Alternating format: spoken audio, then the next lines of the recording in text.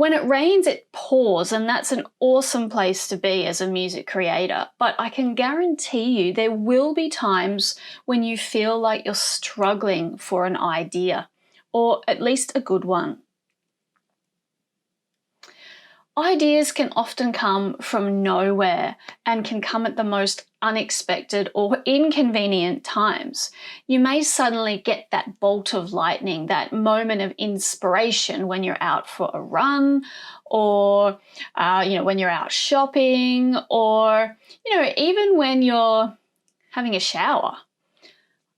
Even if this moment of inspiration doesn't fit with what you want to do for your current project, I'd recommend keeping a list of ideas that you can come back to when your inspiration has dried up or you're looking for your next big idea. So what I do is I tend to keep a list of my ideas in my phone's notes. Now, if you use an iPhone, you can simply use the inbuilt Apple note-taking app. It's super cool. It syncs between all your devices. Now, if you'd prefer, you can use something like Google Keep, which essentially does the same thing. Again, it syncs between all your devices. Again, you can use something like Evernote, which is super cool because you can drag in audio files, video files, photos, and you can, again, sync them all between your devices. And at Composerfy, we use something called Ulysses. Now, Ulysses is particularly cool because you can categorize your notes within folders. You can have like a mother folder and then subfolders within that relate back to that. So if you like, chapters and then lessons inside them. And not all other note-taking apps do this.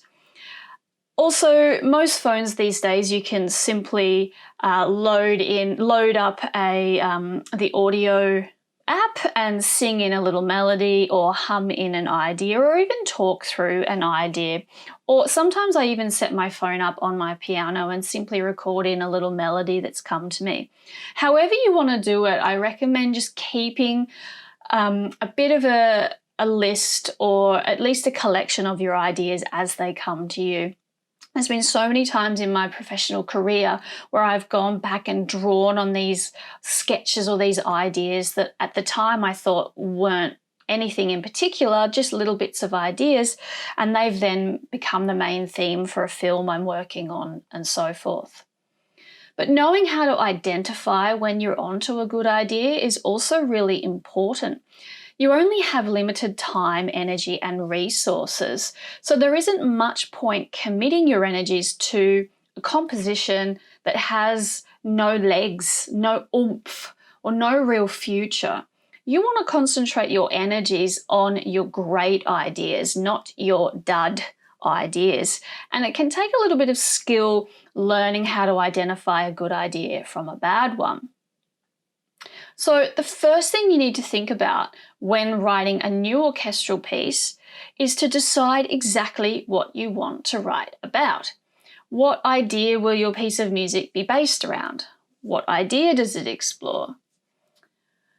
The best pieces of music tend to only focus on one thing as the core idea.